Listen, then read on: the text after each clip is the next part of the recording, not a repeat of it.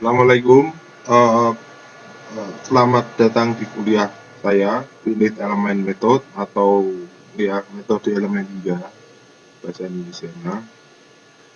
Pertama akan saya sampaikan di sini mengenai pengenalan apa itu Finite Element Method, terus metode lain apa saja yang ada selain Finite Element dan keunggulan dari Finite Element Method.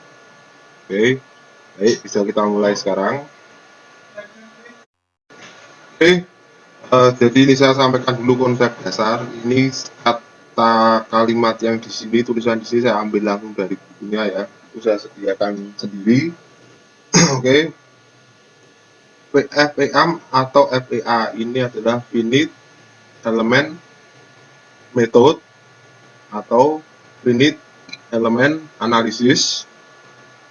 Itu ada suatu teknik komputasi, jadi cara menghitung ya, yang digunakan untuk mendapatkan solusi atau jawaban ya dari suatu boundary value atau BV ya, dalam engineering.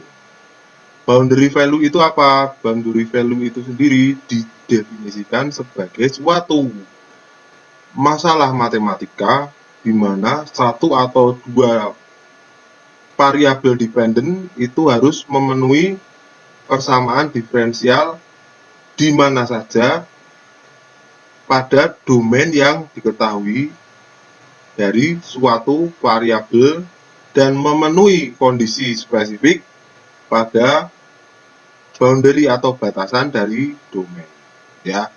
Boundary value itu masalah boundary values atau boundary value of problem itu juga seringkali disebut dengan field problem ya, sama jadi boundary sama field problem. Nah, field problem sendiri itu didefinisikan sebagai berikut ya. Jika field itu adalah field dari domain yang kita inginkan, field of interest ya, dan seringkali dia seringkali harus merepresentasikan struktur fisik. Kalau di sini enggak, most often ya, seringkali, jadi seringkali merepresentasikan fisik atau struktur fisik ya. Variabel dari field atau medan ini adalah variabel yang tergantung terhadap ketertarikan kita pada suatu lokasi tersebut ya. Yang di govern itu berarti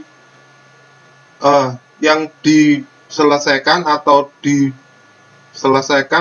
diberikan solusi dengan menggunakan persamaan diferensial. Oke, sementara boundary condition itu adalah nilai yang terspesifik ya dari suatu variabel medan atau yang berrelasi, misalnya turunan derivatif ya, pada boundary atau batasan dari suatu medan. Ya, tergantung dari jenis model fisiknya yang dianalisis, ini medan variabel yang dianalisis itu bisa saja terdiri dari ini physical displacement atau perpindahan fisik, lalu suhu atau temperatur, panas, dan kecepatan fluida ya. Ini hanya sebagian contoh kecil. Medan magnet dan laser pun ini juga bisa kita modelkan dengan finite element analysis. Nah, bagaimana cara kerja dari finite element method ya? Ini kita bisa lihat pada gambar 1 ya. Di sini ada suatu volume ya dari suatu bahan atau materi ya yang memiliki batasan yang harus diselesaikan. Jadi di sini dia ada yang namanya boundary values ya. Nah, untuk supaya sederhana pada titik ini kita kita bayangkan ada suatu titik atau Ini kita bayangkan sebagai suatu objek dua dimensi ya. Di sini kita memiliki suatu titik P. P ini memiliki koordinat X dan koordinat Y. Ya. Nah, bagaimana kalau masalah yang satu ini kita perluas lagi? Ya. Di sini untuk menyelesaikan besaran P ini dibutuhkan suatu solusi matematis yang eksak. Ya, contohnya ya solusi matematis itu bisa material secara mekanika kekuatan bahan atau apa itu juga ya. Nanti jawabannya atau solusinya itu akan berupa persamaan aljabar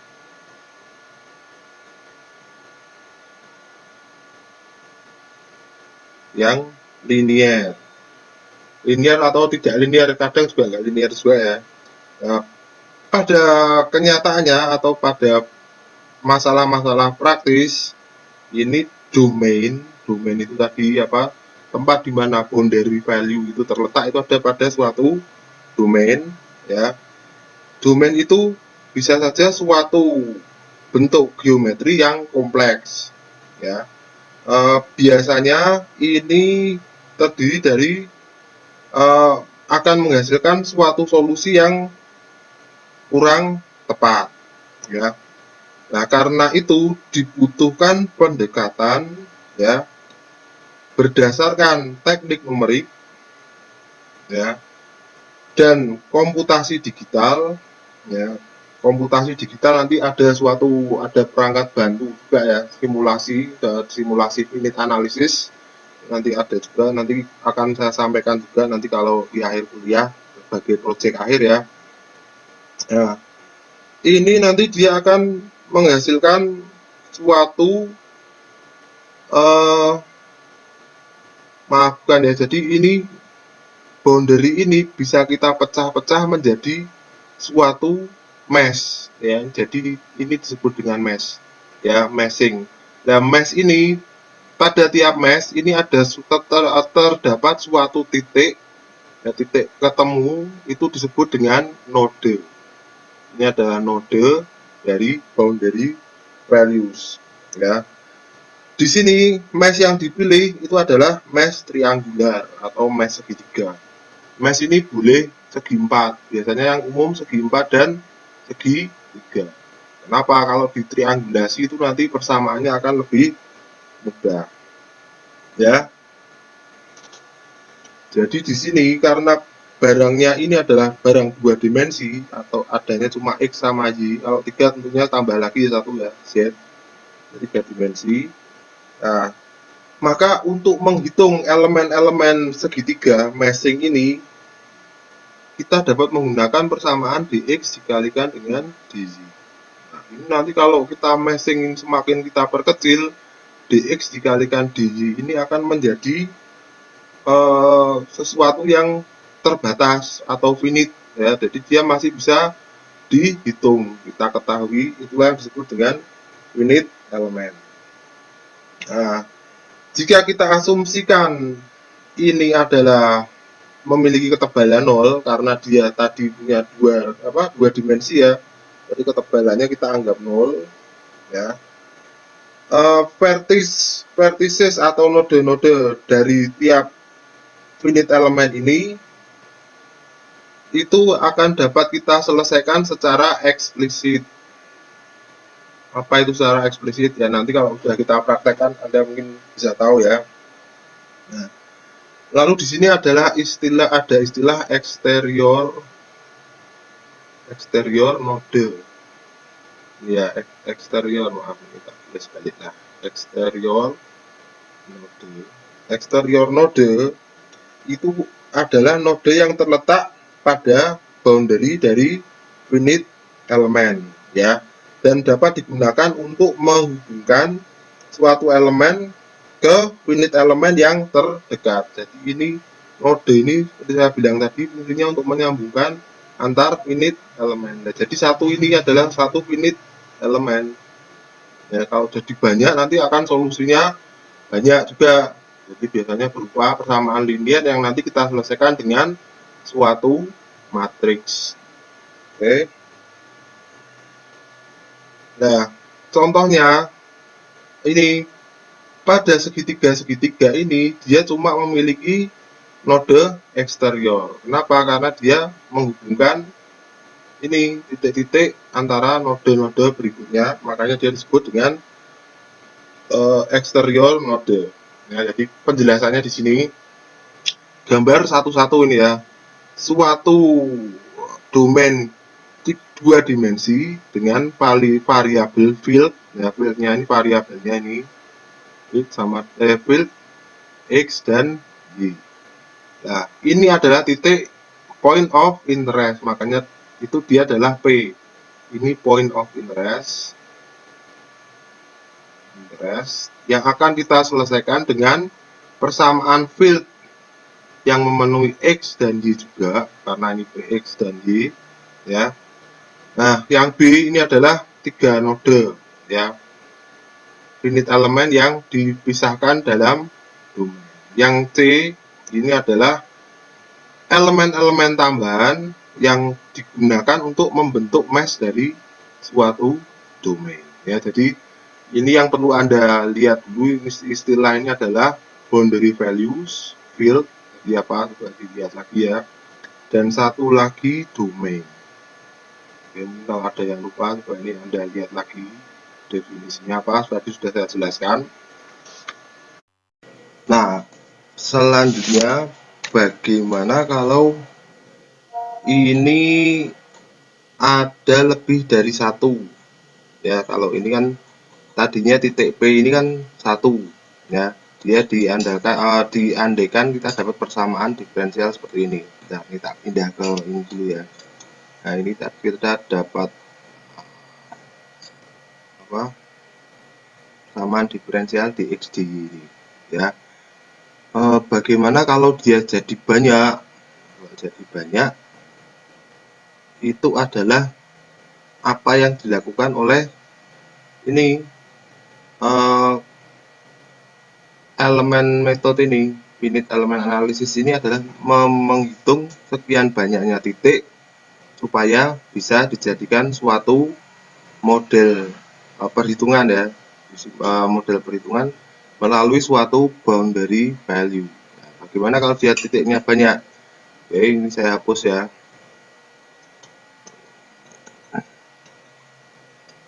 Bagaimana kalau dia titiknya banyak? Nah, bagaimana kalau dia titiknya banyak? Itu jadinya akan seperti ini. Ini apa ini, simbol apa, theta atau apa ya? Ini posisi di x, di posisi y, maka dia akan sama dengan n1 plus n1 x y theta 1 plus n2, posisi dia di x y berapa koordinatnya, theta 2, plus n3, posisi di x y theta 3, dan seterusnya. Oke, di mana theta 1, theta 2, dan seterusnya, theta 1, theta 2, dan seterusnya, ini adalah fungsi dia bukan fungsi interpolasi ya. Theta 1, theta 2 itu adalah nilai-nilai dari field. Nilai dari field yang ada, field. Sementara n itu adalah fungsi interpolasi. Fungsi interpolasi. Oke. Nah, bahasa-bahasa ini kelihatannya susah, tapi nanti setelah kita pelajari itu semua jadi lebih bisa kita cerna lagi ya. Oke. Nah, tadi sudah saya jelaskan kalau terdapat beberapa metode untuk menyelesaikan permasalahan-permasalahan seperti ini selain dengan menggunakan finite element. Nah, ini bisa kita bandingkan saja ya bagaimana cara metode-metode bekerja. Jadi kita bisa tahu kelebihan dan kekurangan masing-masing metode tersebut. Nah, yang pertama ini adalah perbandingan dari metode elemen terbatas atau hingga dan penyelesaian secara eksak ya. Jadi proses merepresentasikan domain fisik dengan metode elemen itu disebut dengan meshing ya, meshing. Pensil dulu, meshing disebut dengan meshing. Kenapa disebut dengan meshing? Pen disebut dengan meshing, mesh ya, makanya dia seperti jaring-jaring ini, ada grid-gridnya itu ya. Nah, hasilnya itu disebut sebagai dengan finite element mesh. Finite element mesh ya. Sebagaimana geometri yang bisa dipakai itu dia memiliki sisi-sisi yang lurus ya. Nah, pada dasarnya itu tidak mungkin untuk membuat semua mesh ini bisa menutupi ini boundary yang ada atau benda fisiknya itu. Nah, ini contohnya ada pada 1, 2A. Lihat penjelasannya dulu ya. Ini adalah suatu bentuk boundary sembarang, arbitrary itu sembarang ya. Itu yang dimodelkan dengan menggunakan elemen segi 4. Ya, elemennya nanti bisa kadang kalau enggak triangular ya ini segi 4 ini ya. Nah, di sini ada beberapa area yang tidak bisa dimasukkan ke model ya. Di sini ada 41 elemen yang ditunjukkan. Yang B ini adalah model yang diperbarui ya, atau biar lebih teliti ya. Ini menunjukkan mesh ini akan semakin kecil mesh ini akan mengecilkan area yang tidak bisa tercover oleh mesh ini. Jadi kalau dia lebih kecil-kecil lagi, semua area ini juga pasti akan tercover ya. Nah, di sini kita bisa lihat ya bahwa ini tadi dengan menggunakan elemen yang lebih kecil lebih banyak ya, tadi makin banyak cover yang bisa tercover di ini, tapi akan meningkatkan jumlah n tadi apa ini ya, fungsi interpolasinya akan semakin naik.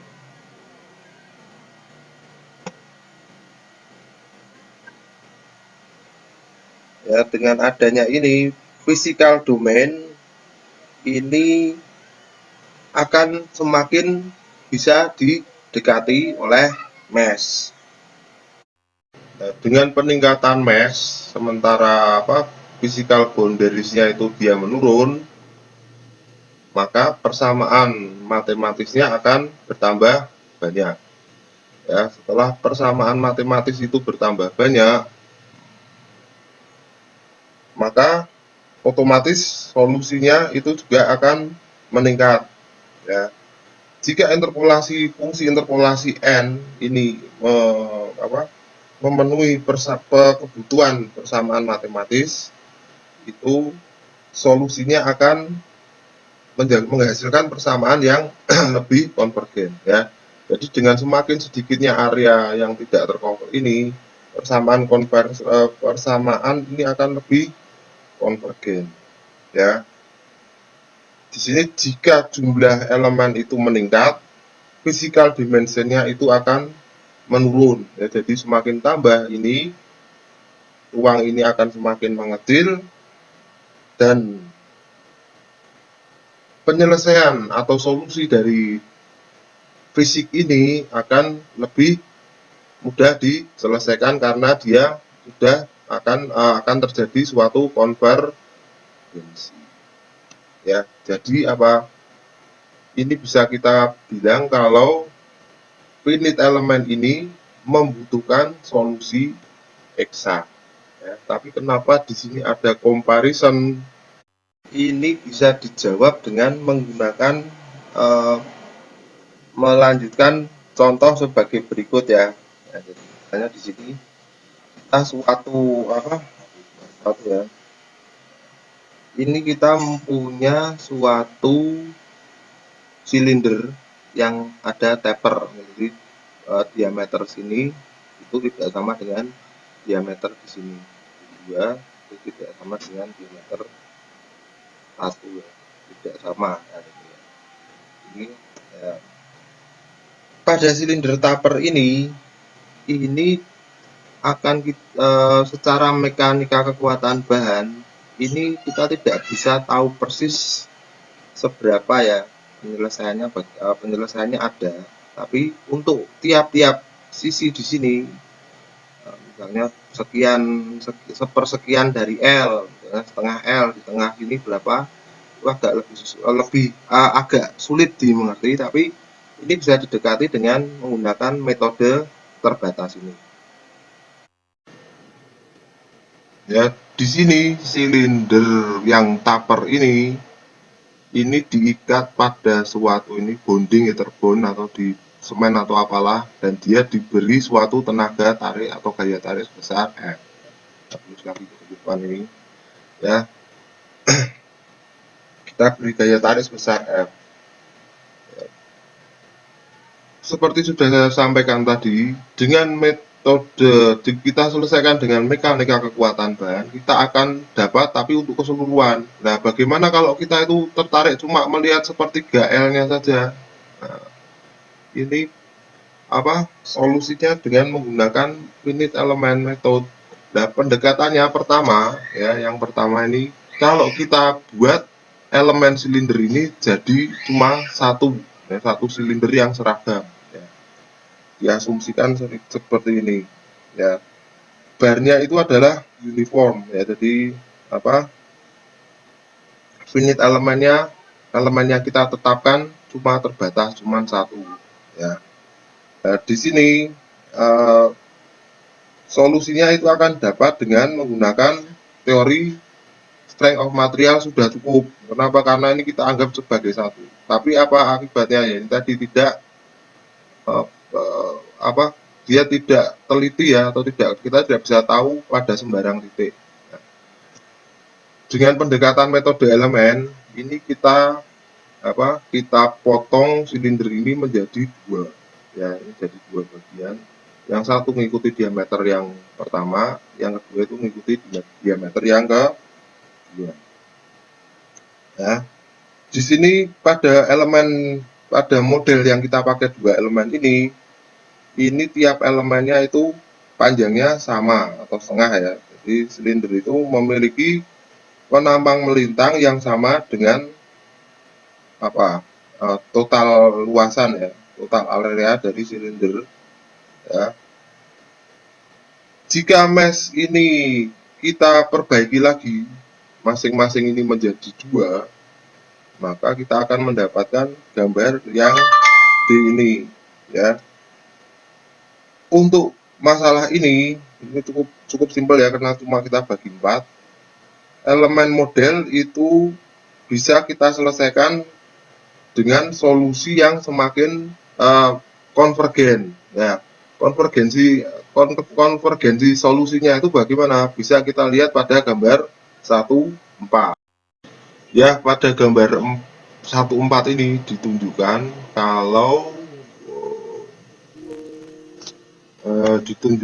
kalau kita pakai berapa elemen yang A dulu ya, kita lihat ya. Displacement atau perpindahan X sama dengan L untuk silinder taper, silinder yang ditaper ini pada gambar 1.3. Ya, jadi kalau kita cuma pakai satu elemen, ini penyelesaian ke eksaknya ini adalah persamaan eksak ya. Ini persamaan eksak, ini semakin sempurna itu menuju ke konvergensi yang menghasilkan persamaan eksak dengan solusi yang paling tepat ya. Kalau satu ini kira-kira segini, satu elemen, ini dua elemen ya, number of elemen ini perpanjangannya, ketepatannya terhadap perpanjangan ini. Yang ini tiga elemen tidak kelihatan di sini mana dia ya. Yang keempat ini adalah kalau dia memakai 4 elemen. Oke, nah ketepatan metode eksak ini kita hitung bagaimana? Nah, ini pertanyaan baru. Untuk metode eksak ini tiap-tiap bagian ini dihitung dengan menggunakan mekanika kekuatan bahan ya. Di sini kita mempertimbangkan persamaan-persamaan kalau di mekanika kekuatan bahan itu ya, modulus Young dan sebagainya ya. Untuk satu elemen ini kita dapat sekian, misalnya dua elemen sekian lalu kita rata-rata dan kita mendapatkan persamaan yang eksak atau nilai sebenarnya ya. Finite elemen metode itu menggunakan kaidah finite elemen metode dan kita dapatkan pendekatan seperti ini ke persamaan eksak yang sudah kita selesaikan dengan metode kekuatan bahan konvensional ya, hasilnya seperti ini. Nah, ini memang mudah bisa dilakukan kalau dia cuma 4 elemen. Nah, gimana kalau elemen matchingnya ini banyak? Ini akan sulit ya. Nah, oleh karena itu ditemukan metode baru yaitu metode finite element. Ya, jadi mungkin di sini sudah agak lebih jelas perbandingan antara metode eksak dengan metode kekuatan dengan metode finite element. Oke, itu tadi kalau kita dekati dengan ini. Nah, sekarang apa yang diceritakan oleh gambar berikutnya ini? Bentar, saya zoom ya. Sekarang diceritakan oleh gambar berikutnya ini. Pada gambar B lu kok hilang lagi ini. Zoom in. Nah, di sini kita perhatikan pada gambar B ya. Di sini titik-titik yang putus-putus ini, garis yang putus-putus ini adalah penyelesaian eksak. Ya, ini yang kita inginkan di sini. Kalau dia dibuat seperti ini ya, pada elemen 1 besarnya sekian, elemen 2 sebesar sekian, elemen 3 sebesar sekian, maka dia akan diplot seperti ini ya. Ini adalah plot X per L. X per L itu adalah perpanjangan total dibagi dengan panjang mula-mula. Di X per L itu panjang mula-mula dibagi dengan dikurang panjang setelah diberi gaya tarik dikurangi dengan panjang mula-mula dibagi dengan panjang mula-mula. Sementara delta di sini ini adalah perbandingan antara perpindahan X ya, displacement X dibagi dengan L atau panjang mula-mula. Jadi pada titik ini bergerak berapa, tapi dia tidak dibandingkan dengan X per L-nya ya. Ini kalau pada satu elemen ini segini, bukan ya, ini akan menghasilkan kurva dengan garis putus seperti ini. Sementara yang di titik-titik ini adalah pendekatan dengan metode elemen hingga. Jadi bisa kita lihat kalau metode elemen hingga ini cukup handal untuk mendekati persamaan-persamaan atau masalah-masalah fisik yang berkaitan dengan hal-hal seperti ini ya. Jadi ini solusinya hampir 100% lah dengan ini. Oke. Nah, sementara untuk mengerjakan dengan metode kekuatan bahan ya, itu kita akan lebih sulit atau lebih repot ya. Ya, ini seperti kita lihat A, kalau kita beri silinder yang di taper ini tegangan tarik sebesar ini, sebesar F ini, maka dia akan sebesar F, maka persamaan untuk keseluruhan permukaan itu adalah seperti ini. R fungsi dari X, jari-jari radius ini ya, sama dengan R0 dibagi ini dan seterusnya. Ya, ini secara penyelesaian secara mekanika kekuatan bahan, yang mana bisa kita gunakan juga untuk tiap elemen di sini. Ya, sementara untuk elemen mesin, bukan elemen untuk metode elemen hingga, kita cukup menggunakan persamaan yang bisa kita lihat konvergensinya. Nah, ini yang disebut dengan konvergensi itu seperti ini. Ini adalah hasil secara eksak, ini adalah hasil yang menggunakan metode elemen terbatas atau metode elemen hingga ya. Nah, jadi ini hasilnya adalah hasil yang konvergen atau polanya jelas dan mendekati penyelesaian dengan persamaan dengan metode eksak. Oke, berikutnya ini ya, dari penelitian sebelumnya itu diamati bahwa tegangan itu adalah konstan pada tiap elemen ya, dan menunjukkan adanya solusi yang diskontinu ya. Kalau kita lihat dari sisi tegangan dan regangan ya. Di sini juga disimpulkan bahwa jika jumlah elemen meningkat, maka diskontinuitasnya itu akan semakin mengecil. Nah, fenomena ini adalah salah satu karakteristik lain dari metode elemen hingga ya. Jadi formulasinya ini untuk suatu hal tertentu itu akan berpengaruh terhadap kontinuitas dari elemen ke elemen lainnya. Ya, bisa kita lihat di gambar 5 ya. Di sini kita bisa lihat kalau ini adalah persamaan eksak ya. Ini beda ya dengan gambar sebelumnya. Nah, gambar sebelumnya ini adalah perpanjangannya, sementara yang di sini ini delta dari sini. Ini ada deltanya ya.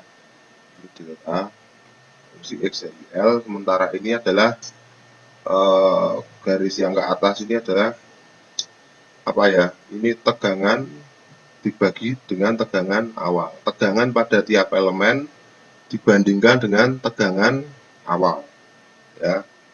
Nah, ini ditunjukkan bahwa finite element itu akan konvergen ke penyelesaian yang eksak. Penyelesaian yang eksak itu ditunjukkan oleh garis yang lurus, yaitu ini. Ini salah satu, ini cuma menjelaskan salah satu kelebihannya lagi ya. Ini kalau satu elemen, dua elemen pertama, elemen kedua, tiga dan keempat. Ya, bukan, sorry.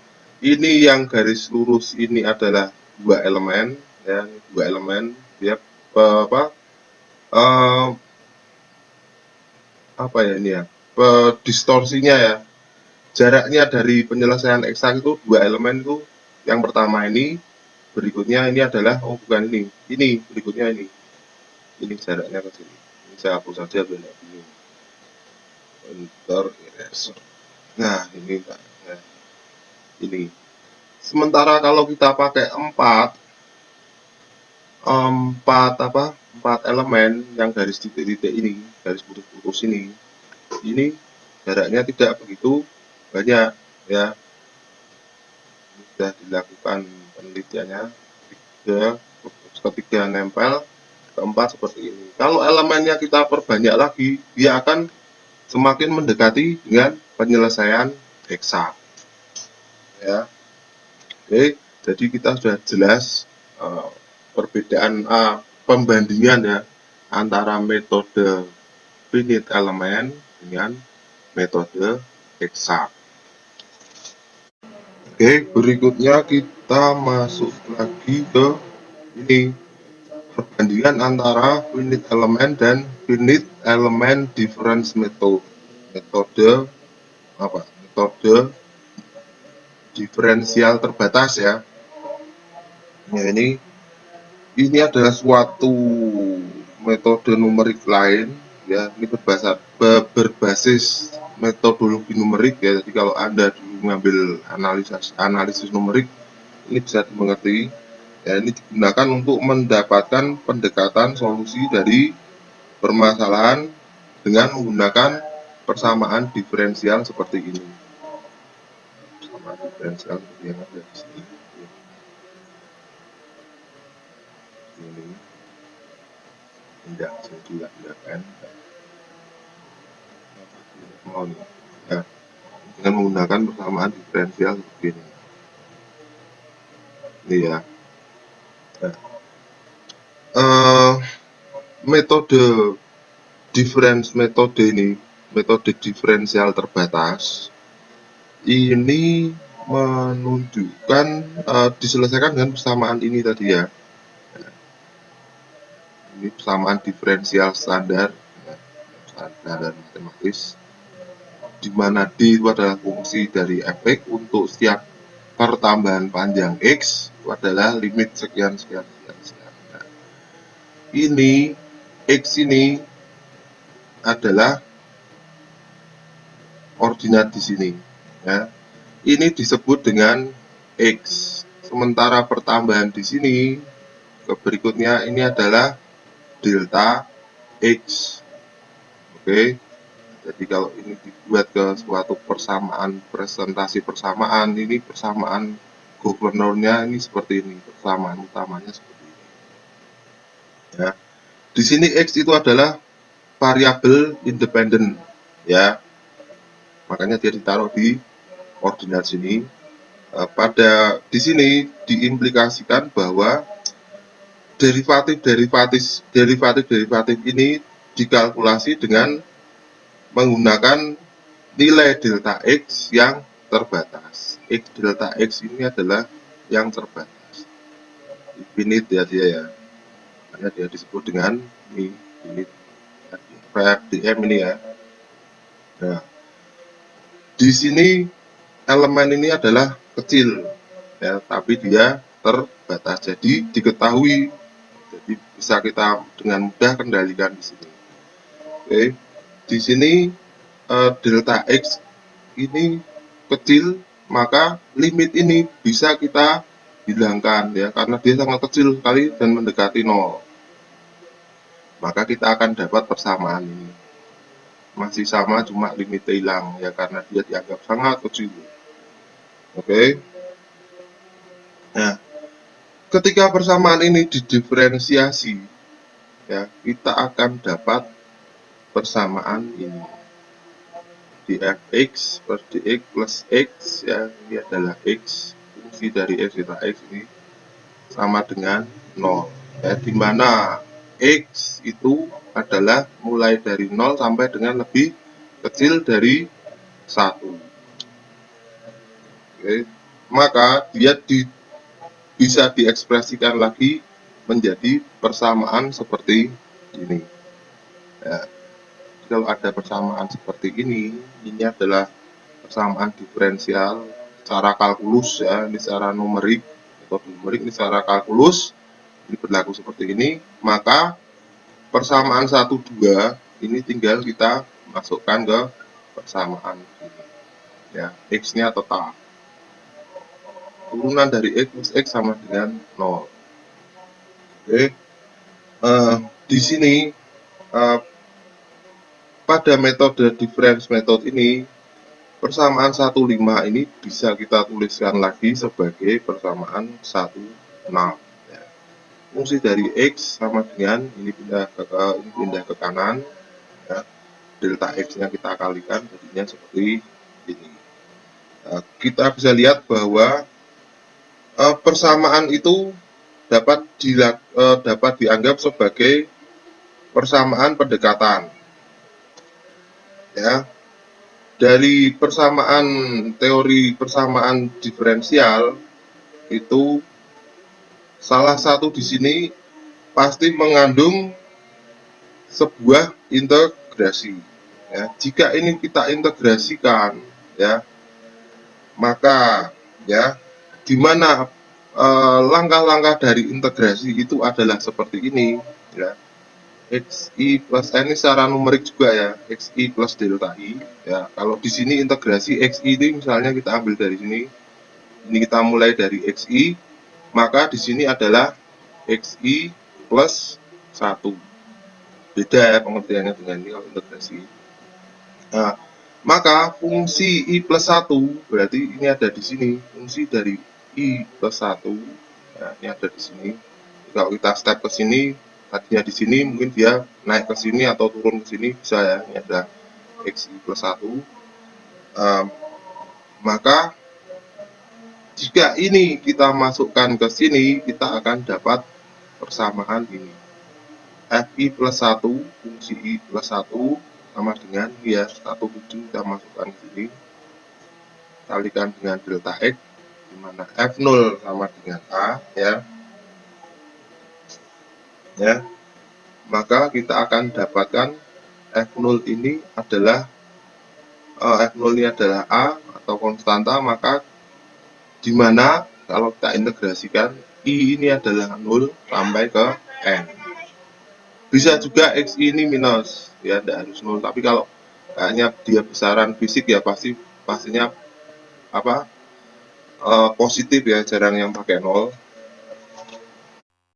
ya. Jadi jika step atau langkah ini delta X ini di metode numerik disebut dengan langkah itu ya, langkah ini dianggap sangat kecil, maka di sini kita dapat tuliskan bahwa XI plus 1 sama dengan XI plus delta X, di mana I sama dengan 0 sampai N ya.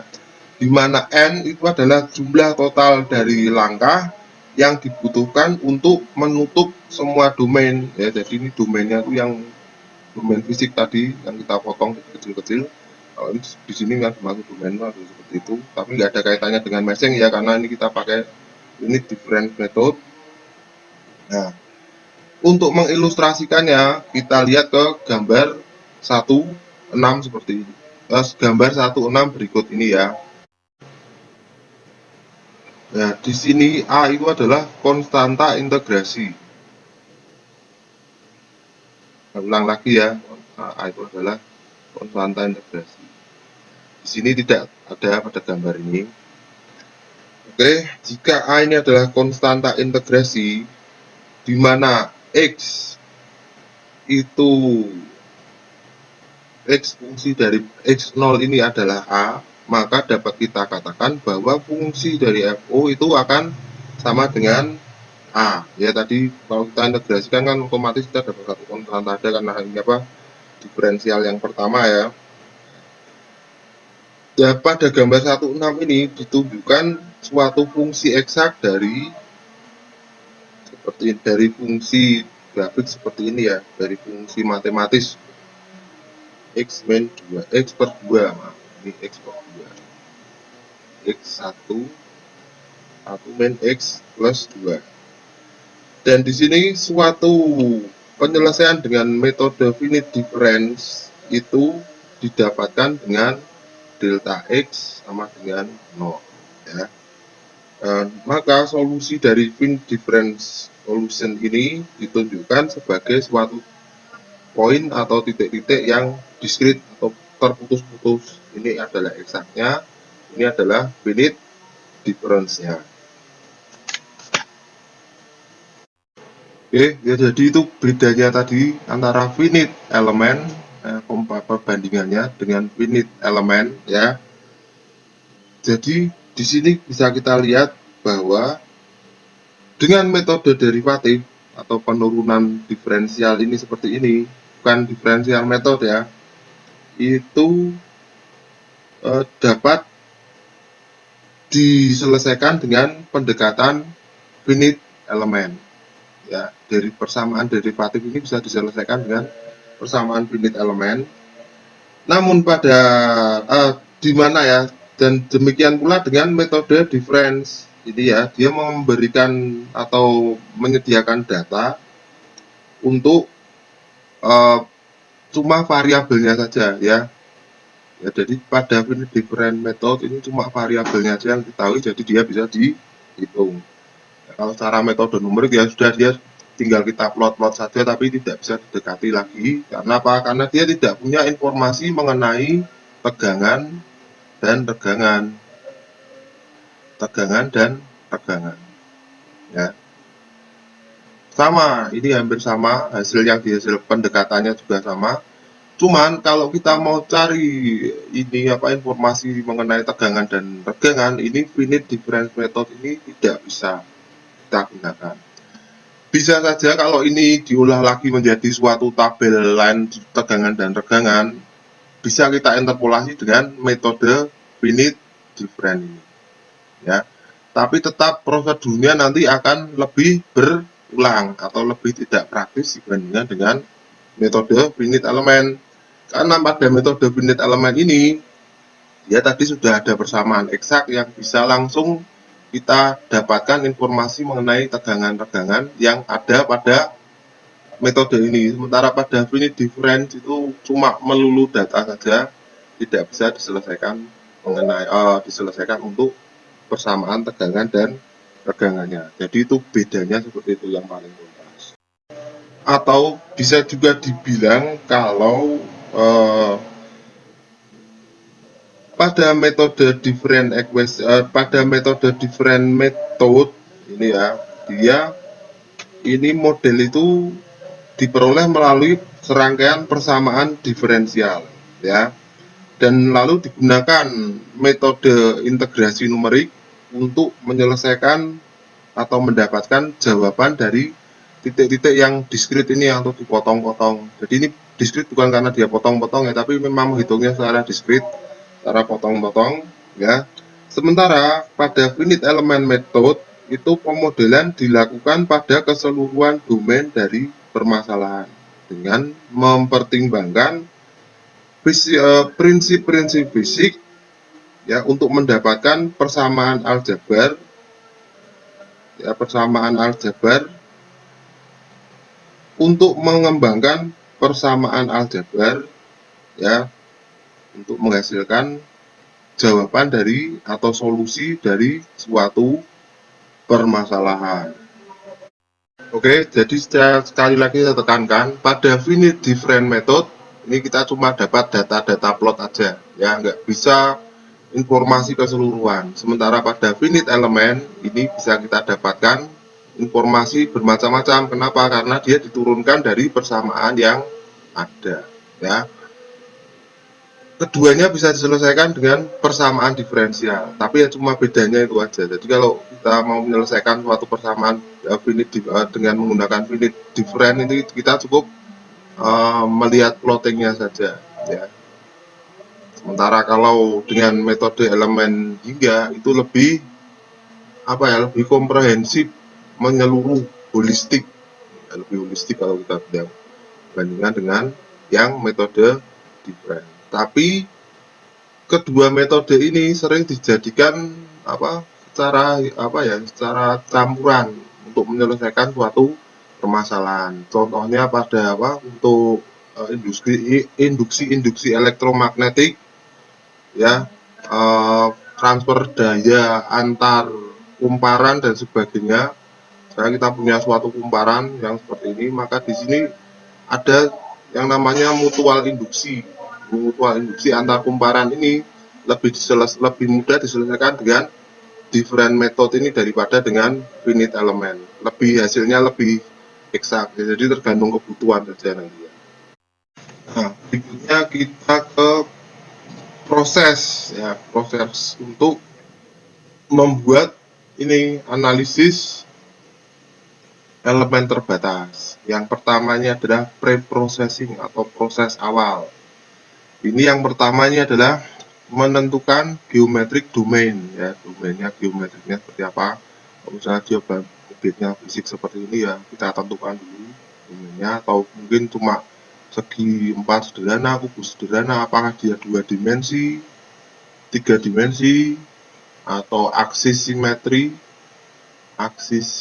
ya.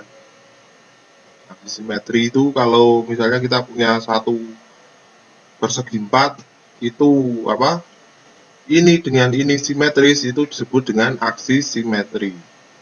Aksis simetri ini ya, dengan aksis simetri. Kenapa? Karena dia simetris di aksis ini, bisa juga di aksis ini. Itu yang disebut dengan aksis simetri. Atau malah mungkin satu dimensi masalah yang satu dimensi cuma titik tok, dia tidak ke X atau ke Y, cuma satu tok, satu dimensi, atau mungkin juga 3 dimensi. Lalu tentukan elemen yang akan digunakan. Ini ada di chapter 6 buku ya, tapi ya nanti nyandak nggak kita ke situ. Itu jadi kita mau elemen segi 4 atau elemen segitiga, atau mungkin nanti dalam pengembangan penelitian berikutnya itu ada elemen hexagonal, oktagonal, dan sebagainya ya. Nah, lalu tentukan juga material properties. Ingat, untuk menyelesaikan persamaan eksak tadi dibandingkan dengan different method itu, kita harus punya informasi mengenai sifat-sifat material dari bahan. Berikutnya, tentukan geometric properties atau sifat-sifat geometris dari elemen. Nah, misalnya panjang, area, dan sebagainya. Jadi kalau ini kita bagi elemen-elemen kecil-kecil ini, kita harus tahu elemennya ini, informasi panjang, area, luasannya ya, dan bagaimana perilakunya. Berikutnya, tentukan konektivitasnya dari mesh ini ya. Jadi kalau kita punya berapa segitiga tadi, dia terkoneksi di mana, koneksinya di sini, vertex ini atau node ini bagaimana, sifat di sini bagaimana ya. Berikutnya ini adalah menentukan batasan-batasan fisik atau yang disebut dengan boundary condition ya. Jadi misalnya dia batasnya sampai di luar sini, kalau objek seperti ini batasnya di sini, lalu tentukan pembebanannya. Berikutnya ini adalah membuat serangkaian persamaan. Berikutnya lagi adalah proses post processing ya. Jadi ini proses setelah diolah dapat solusinya. Nah, ini kita sortir dulu tegangan-tegangan berdasarkan besarannya, lalu kita lihat kesetimbangannya. Berikutnya jangan lupa untuk menentukan faktor safety. Berikutnya ini adalah deformasinya. Nah, kemudian dinamik modelnya kalau mungkin juga bisa dianimasikan ya. Jadi pada kondisi bergerak, nggak cuma diam aja. Kemudian temperatur plot yang sudah diwarna. Jadi misalnya ini ada di sini ya. Kalau di model model perangkat lunak itu ada gambar warna-warnanya itu ya. Itu adalah color code temperatur plot ya. Ini khusus untuk melihat plot temperaturnya. Jadi kalau misalnya kita mau lihat permeabilitas magnet itu ya, permeabilitas magnet itu dia akan bergantung pada suhunya. Jadi suatu logam itu jika dia dipanaskan, sifat magnetnya akan berkurang. Kalau semakin didinginkan juga akan berkurang dan dia punya optimal. Nah, di sini kaitannya semua dengan suhu ya. Dan saya ceritakan lagi bahwa finite element method ini tidak cuma berlaku untuk barang-barang fisik seperti ini ya, ini contohnya ya. Ini suatu plat yang ada bolongnya ya, jadi kita bikin mesh seperti ini. Kita hitung masing-masing tegangan yang ada di dalamnya ya. Jadi nanti misalnya jika ini kita beri tegangan tarik, maka tegangan maksimal itu akan terjadi di sini semakin mengecil, di sini semakin mengecil, di sini maksimal lagi. Itu salah satu contohnya. Meshing ini bisa kita atur sedemikian rupa ya. Demikian pula untuk contoh-contoh ini. Ini kita mau lihat sambungan di sini. Kita bikin unit elemen. Ini suatu batang yang sederhana. Berikutnya ini bagaimana kalau di sebuah silinder. Ini biasanya bisa juga untuk analisis fluida pada silinder, tekanan fluida pada suatu objek silinder. Ini bisa kita bagi menjadi mesh-mesh seperti ini. Ini juga pada mesh seperti ini. Kalau yang ini adalah prosthetic hand, jadi tangan buatan ya, prosthetic hands. Ini contohnya seperti ini ya. Karena ini melibatkan sejumlah persamaan linier, persamaan aljabar yang banyak, bisa linear bisa tidak ya, maka dia membutuhkan pada nantinya akan membutuhkan suatu perangkat atau perangkat lunak untuk membantu menyelesaikan semua ini ya. Yang biasa dipakai itu yang paling populer itu adalah ANSYS, berikutnya lagi adalah COMSOL. Nanti mungkin kita gunakan ini sebagai project akhir, jadi Anda bisa mengerti cara apa itu, minimal tahulah ANSYS itu apa, COMSOL itu apa, perangkat lunak ini. Tapi saya biasanya pakainya COMSOL, ya. Selain satu lagi yang akan saya sampaikan itu adalah selain bisa digunakan untuk benda-benda padat seperti ini, dia juga bisa digunakan untuk memodelkan laser, ya, laser atau emisi cahaya itu bisa, radiasi dan sebagainya. Misalnya lagi selain itu adalah elektromagnet, ya, gaya elektromagnet pada suatu kumparan tadi sudah saya ceritakan. Berikutnya itu adalah pada fluida, ya, mekanika fluida ini juga punya ini, tapi tentunya dengan masing-masing batasan fisik yang berbeda-beda, ya. Misalnya fluida itu adalah kecepatan dan sebagainya, sementara elektromagnet ini adalah permeabilitas, permisivitas, permeabilitas dan sebagainya, sementara laser ini adalah tegangan laser, tegangan pada sinar tersebut. Jadi kalau laser dipantulkan kan akan mengalami tegangan. Jadi nggak cuma benda-benda padat saja, tapi semua ini bisa dimodelkan dengan finite element. Dan ini adalah salah satu analisis yang sangat berguna, ya, untuk menyelesaikan banyak permasalahan yang kaitannya dengan apa, sains lah. Kalau mau bilang barang fisik tok, ini juga bisa elektromagnet, ini juga bisa. Nah, begitu saya rasa saya cukupkan dulu di sini. Sampai kalau ada yang kurang jelas bisa ditanyakan, ya. Terima kasih. Assalamualaikum warahmatullahi wabarakatuh.